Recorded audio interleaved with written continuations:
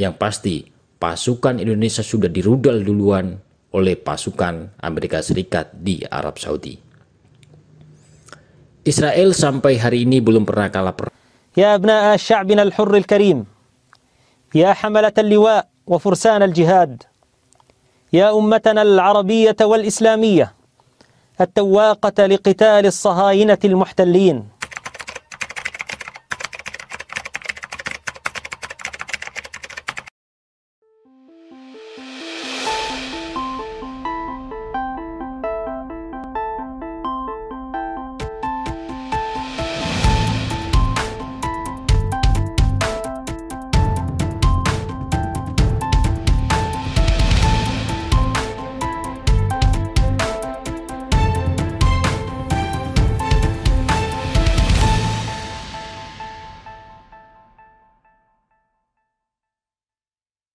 Shalom Bapak Ibu Saudara, yang dikasihi Tuhan Yesus Kristus, ketemu kembali kita di channel Gereja YouTube, dengan saya di sini Abdullah yang rindu melayani Tuhan dan masih belajar lagi tentang kekristenan dan masih mau lagi dimuridkan di Gereja YouTube ini dengan studi pengajaran kekristenan. Gimana kabarnya Bapak Ibu? Harapan dan doa dari saya semoga Bapak Ibu dilimpahi damai sejahtera dan sukacita oleh Roh Kudus senantiasa di dalam hati dan kehidupan saudara semua. Bapak Ibu Saudara yang kekasih, mohon maaf kalau bahasa Malaysia saya masih melekat dalam nadanya, karena saya tidak bisa mengubahnya. Tapi saya percaya ketika saya tinggal di Indonesia dan dimuridkan di gereja YouTube ini saya pasti bisa dan terus belajar. Karena kemarin di kolom komentar banyak sekali yang komentar soal nada dan notasi suara saya minta maaf, tapi jujur dari lubuk paling dalam saya mau melayani Tuhan Yesus, saya mau jadi dampak. Saya mau di next level dan dipakai buat banyak orang, dan jiwa-jiwa dimenangkan. Baik saudara gereja YouTube.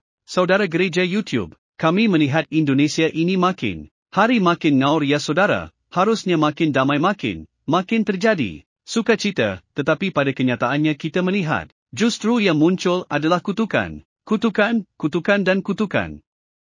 Apa sih yang kita dapatkan dan manfaatnya kalau kutukan begitu ya, bahkan kita lihat, saudara mulai presiden pejabat mengutuk, kutuk dan mengutuk Israel. Kita tahu sendiri di firman Tuhan ditertuang di Yakobus 3 ayat 9-10.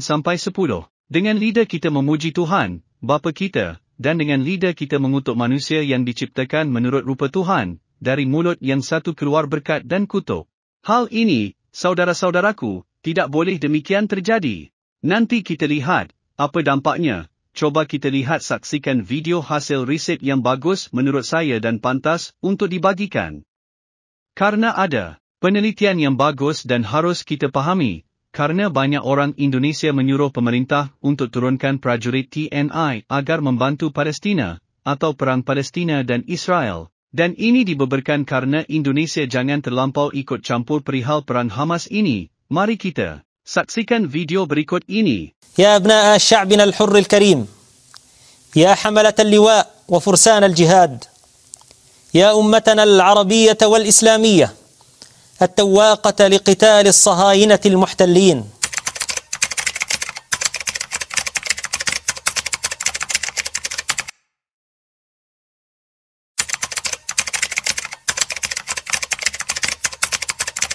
Saya kira pertanyaan ini sedikit tidak masuk akal.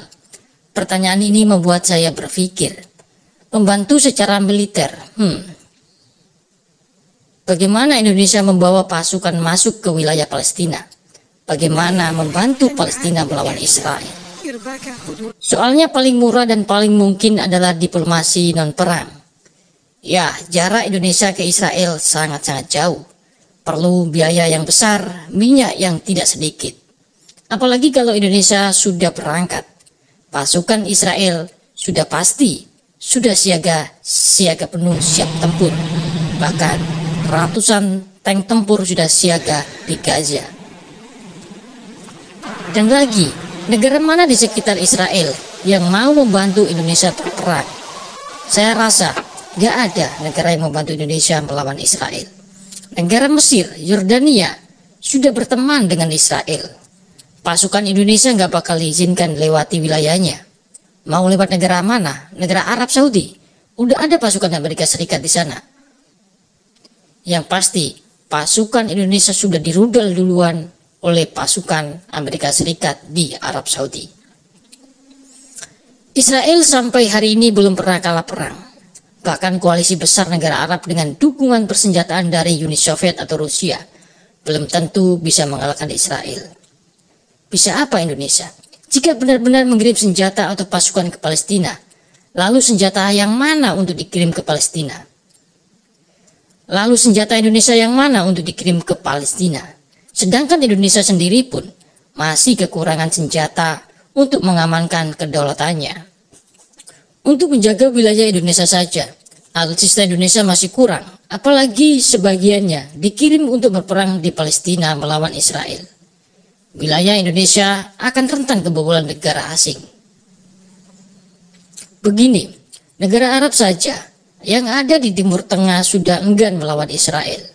Contoh saja negara Arab Saudi, Mesir, Yordania, dan Maroko.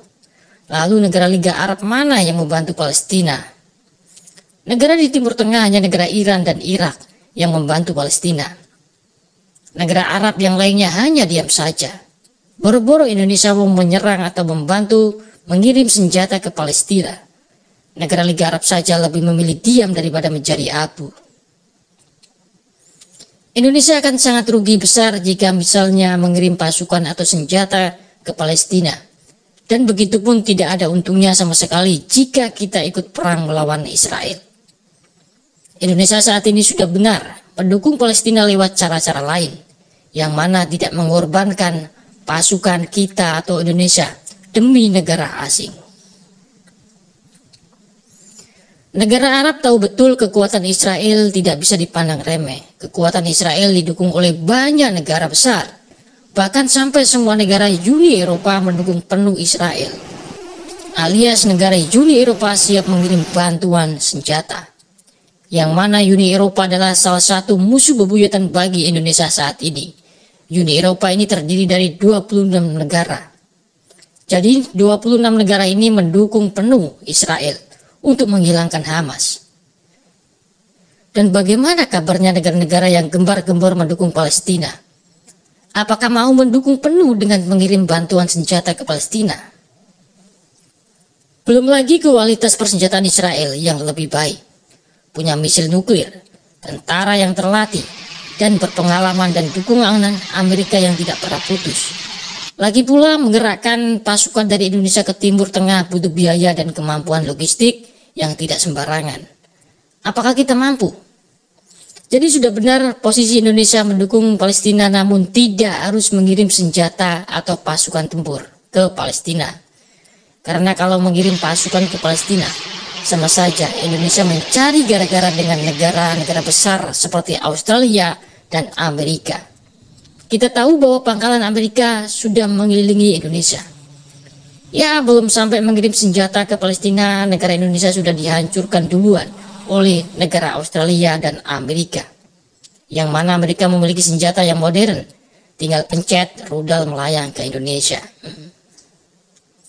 Kekuatan militer Indonesia ini didesain hanya untuk bertahan atau hanya untuk mengamankan Indonesia saja. Kekuatan Indonesia tidak didesain untuk menyerang negara lain. Indonesia masih jauh dari kata-kata mampu untuk perang jarak jauh. Salah satu syarat utama untuk penyerangan jarak jauh adalah menggunakan kapal induk untuk mengirimkan armada udara dan tank tempur.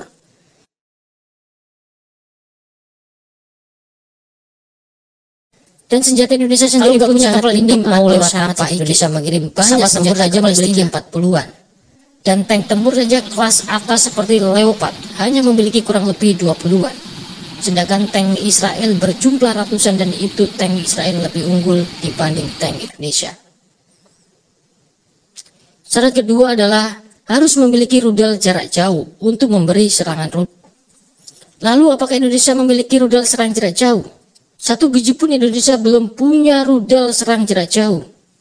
Jika hanya mengandalkan pasukan infanteri, percayalah pasukan kita Indonesia akan jadi bulan-bulanan tentara Israel. Apalagi Israel memiliki pengalaman tempur yang lebih memadai di medan gurun. Sedangkan TNI tak memiliki pengalaman medan gurun. Dan sudah pasti tentara Israel lebih menguasai medannya. Negara Israel itu kecil, tetapi dahulu menang perang melawan hampir semua negara Arab pada tahun 1967. Militernya terlatih, alutsistanya kualitas nomor 1 buatan sendiri. Yang ada Indonesia yang hancur lebur digempur oleh Israel sendirian. Belum lagi dukungan Amerika sebagai sekutu utama Israel. Siapa saja yang menyentuh Israel bakal berlawanan dengan Amerika Serikat. Siapa di belakang Amerika? Ya, yaitu negara NATO. Malaysia, Australia, Inggris, Singapura juga bakal turun tangan. Pertama, militer Indonesia didesain bukan untuk melakukan tindakan ofensif ke negara lain atau tidak didesain untuk menyerang negara lain, tetapi untuk mempertahankan dan melindungi seluruh tanah air Indonesia dan segenap bangsa Indonesia, atau singkatnya untuk defensif saja. Kedua, sekalipun mau menyerang negara lain, memangnya Indonesia mampu? Memenuhi standar pertahanan dalam negeri saja masih belum. Macam mana pula tidak melakukan operasi ofensif ke luar negara? Apalagi jarak Indonesia ke Israel itu sangat jauh. Kalau nekat ya kita pasti kalah. Cukup rupiah 10,000 per pekan. Puji Tuhan kita dapat menjadi dampak, menjadi bagian pembagian Alkitab gratis. Saudara gereja YouTube mau enggak ambil bagian dalam program membagikan 1 juta Alkitab gratis di Indonesia? Saya percaya pasti mau. Dari gereja YouTube buat gerakan membagikan 1 juta Alkitab ke seluruh pelosok Indonesia. Pasti saudara mau satu Indonesia faham Alkitab. Kita punya sebuah program membagikan 1 juta Alkitab gratis di Indonesia. Yak jadikan Indonesia dengan membagikan Alkitab, membagikan kabar baik, dan pastinya kita mau membagikan Alkitab dengan bentuk fisik. Nah ini, kalau kita bersama-sama dukung ini bisa bergandengan tangan. Kita gunakan channel gereja YouTube untuk terus bergerak maju dan berdampak mewujudkannya bersama. Misinya apa? Kita ingin mencetak 1 juta orang yang hafal dan haus akan firman Tuhan, yaitu melalui Alkitab gratis. Nah kalau ini bisa terjadi, 1 juta penduduk Kristen Indonesia bisa membaca Alkitab, maka kalikan 10. Maka 10 juta orang akan membaca Alkitab, membaca firman Tuhan. Dengan itu, ini tidak akan terwujud kalau tidak dengan cara bergandengan tangan. Saudara-saudara gereja YouTube, kita gunakan channel gereja YouTube untuk terus berdampak dan melayani lebih lagi. Dukung program ini, agar kita bisa membagikan 1 juta Alkitab gratis di Indonesia dengan cukup sisihkan rupiah 10,000 per pekan. Puji Tuhan kita dapat berbagi, berdampak memuliakan nama Tuhan Yesus. Yak ikutan detailnya ada di kolom deskripsi atau bisa melalui rekening gereja YouTube yang dinaungin atas nama Yayasan Cipta Pelita nomor bank BRI 04211003420566 dengan menulis P8, artinya program ke-8 gereja YouTube. Mungkin itu pengumuman kali ini. Saya Abdullah dan semua tim pelayanan di gereja YouTube dan Yayasan Cipta Pelita mengucapkan banyak terima kasih. Tuhan Yesus memberkati. Ini membuka pintunya pada tahun 2015. Rumah Sakit Indonesia di Gaza merupakan fasilitas yang dibangun oleh bangsa Indonesia sepenuhnya untuk tujuan kemanusiaan dan melayani kebutuhan medis masyarakat Palestina di Gaza, kata Kementerian Luar Negeri RI dalam keterangannya, Selasa. Pernyataan itu muncul sehari setelah juru bicara militer Israel Laksamana Muda Daniel Hagari mengatakan Rumah Sakit Indonesia dibangun oleh Hamas di lokasi yang berada di atas jaringan terowongan Hamas untuk menyembunyikan benteng bawah tanah. Hamas secara teratur membangun Rumah Sakit Indonesia untuk menyamarkan infrastruktur teror bawah tanahnya, katanya dalam penjelasannya kepada wartawan asing. Dia juga mengatakan Hamas menggunakan daerah terdekat sebagai pangkalan untuk meluncurkan roket ke Israel, merujuk pada apa yang dia katakan adalah gambar udara yang menunjukkan peluncur roket beberapa puluh meter dari kompleks tersebut. Iqbal membantah klaim bahawa rumah sakit tersebut, seperti pusat kesihatan lainnya di Gaza yang dilanda perang, saat ini merawat pasien jauh melebihi kapasitasnya. Badan Amal Indonesia yang mengoperasikan rumah sakit tersebut, MERC, juga membantah fasilitas tersebut digunakan oleh Hamas. Apa yang dituduhkan Israel kepada kami bisa menjadi prasyarat bagi mereka untuk melancarkan serangan terhadap Rumah Sakit Indonesia di Gaza, kata kepada MERC Sarbini Abdul Murad di Jakarta, Senin. Tuduhan IDF adalah prasyarat untuk membenarkan serangan terhadap kami, oleh kerana itu kami perlu menghilangkan prasangka tersebut, tambah Murad. Israel telah berulang kali memberikan bukti yang menunjukkan bahawa rumah sakit dan infrastruktur sipil lainnya digunakan oleh agen Hamas untuk melindungi mereka dari serangan Israel. Israel telah terlibat dalam perang melawan Hamas, kelompok teror yang menguasai jalur Gaza, selama sebulan terakhir sejak pembantaian 7 Oktober di Israel Selatan. Pada pagi hari tanggal 7 Oktober, sekitar 3,000 teroris Hamas melintasi perbatasan Gaza menuju Israel, membantai 1,400 orang dan menyandera sedikitnya 240 orang. Serangan gencar dilakukan di bawah kedok ribuan roket yang ditembakkan ke kota-kota Israel. Sebahagian besar dari mereka yang tewas ketika orang-orang bersenjata merebut komunitas perbatasan adalah warga sipil, termasuk bayi, anak-anak dan orang tua. Seluruh keluarga dieksekusi di rumah mereka, dan lebih dari 260 orang dibantai di sebuah festival di luar ruangan, banyak di antaranya di tengah aksi kebrutalan mengerikan yang dilakukan para teroris. Sebagai tanggapan, Israel berjanji untuk melenyapkan Hamas dari Gaza, tempat kelompok tersebut berkuasa sejak 2007, dan menghancurkan infrastrukturnya. IDF telah menargetkan semua wilayah di mana Hamas beroperasi, dan dalam upaya untuk meminimalkan korban sipil, mereka telah berulang kali mendesak warga Gaza untuk mengevakuasi bahagian utara wilayah tersebut, tempat sebahagian besar pertempuran terjadi. Menurut Kementerian Kesihatan yang dikelola Hamas, lebih dari 10,000 orang telah terbunuh sejak 7 Oktober, 4,000 di antaranya adalah anak-anak. Namun, jumlah ini tidak dapat diverifikasi secara independen dan diyakini mencakup anggota Hamas dan kelompok teror lainnya yang memerangi Israel, serta warga sipil yang terbunuh oleh roket yang gagal ditembakkan milik kelompok tersebut yang jatuh di jalur Gaza. Kasus Rumah Sakit Indonesia bukanlah pertama kalinya IDF mengungkap bukti bahawa Hamas menggunakan rumah sakit dan pusat kesihatan sebagai pusat operasional. Pada tanggal 27 Oktober, IDF menunjukkan bukti foto dan audio bahawa agen Hamas menggunakan rumah sakit Shifa di kota Gaza sebagai basis operasional utama mereka. Hamas secara keliru menyalahkan Israel atas ledakan di rumah sakit Al-Ahli di kota Gaza pada 17 Oktober. Bukti yang dikumpulkan oleh Israel, Amerika Serikat, dan kantor berita menunjukkan bahawa hal ini disebabkan oleh rudal Jihad Islam Palestina yang gagal menembak. Itu saudara gereja YouTube yang bisa saya sampaikan. Saya juga masih belajar dan belajar lagi tentang firman Tuhan, tapi saya percaya saudara memahami apa dan tujuan dari video ini.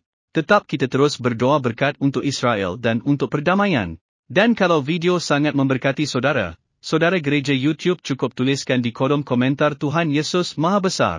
Yesus Maha Besar, terima kasih. Tuhan Yesus memberkati. Kelompok militan Hizbullah dari Lebanon kembali melakukan serangan ke Israel pada Khamis, 2 November 2023. Hizbullah Lebanon mengatakan pada hari Khamis bahawa pihaknya melancarkan beberapa serangan ke lokasi tentara Israel menggunakan drone yang dapat meledak. Dan Israel melancarkan serangan udara ke wilayah selatan Lebanon dengan eskalasi kekerasan yang tajam, seperti diberitakan Reuters, Jumaat, 3 November 2023.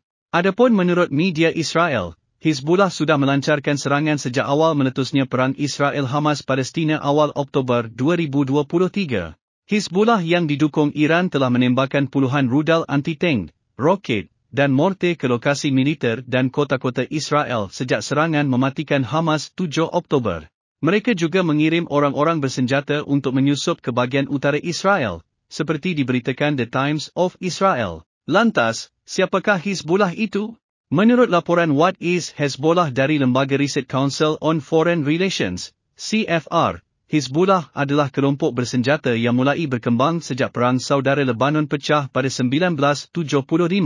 Kelompok tersebut kemudian ikut serta melawan invasi Israel ke Lebanon pada 1978 dan 1982, dan berkembang menjadi partai politik hingga berhasil masuk ke struktur pemerintahan Lebanon. Mereka, Hizbullah, mengabadikan ideologinya dalam manifesto tahun 1985 yang berjanji untuk mengusir negara-negara barat dari Lebanon, menyerukan penghancuran negara Israel, dan berjanji setia kepada pemimpin tertinggi Iran, kata CFR dalam laporannya. Pada 1992 Hizbullah berpartisipasi dalam pemilu nasional untuk pertama kalinya, dan mereka memenangkan 8 kursi di Parlimen Lebanon. Lanjutnya, setelah itu Hizbullah terus memperluas kekuasaannya. Bahkan menurut Lina Khatib, Profesor Bidang Politik dan Studi Timur Tengah, mereka punya kekuatan untuk mengalahkan pemerintah Lebanon. Secara teori, Hizbullah punya kekuatan militer untuk mengambil alih kekuasaan di Lebanon lewat kekerasan, namun mereka tidak berkepentingan untuk melakukan hal tersebut, kata Lina Khatib dalam laporan How Hezbollah Hold the Sway Over the Lebanese State yang dirilis Chatham House. Pengaruh politik Hizbullah dalam pemerintahan Lebanon memungkinkan mereka untuk mendorong kebijakan militer tertentu khususnya di pinggiran selatan Beirut, di selatan Lebanon, dan di wilayah Beqaa yang digunakan untuk memfasilitasi kegiatan militer Hizbullah. Lanjutnya, adapun menurut data yang dihimpun Stockholm International Peace Research Institute, SIPRI, selama periode 2010-2022, satu-satunya negara yang tercatat pernah memasuk senjata untuk Hizbullah adalah Suriah. SIPRI menemukan pada 2010 ada satu kontrak pengiriman senjata asal Suriah untuk kelompok Hizbullah, senjatanya berupa rudal balistik jenis Fatih 110.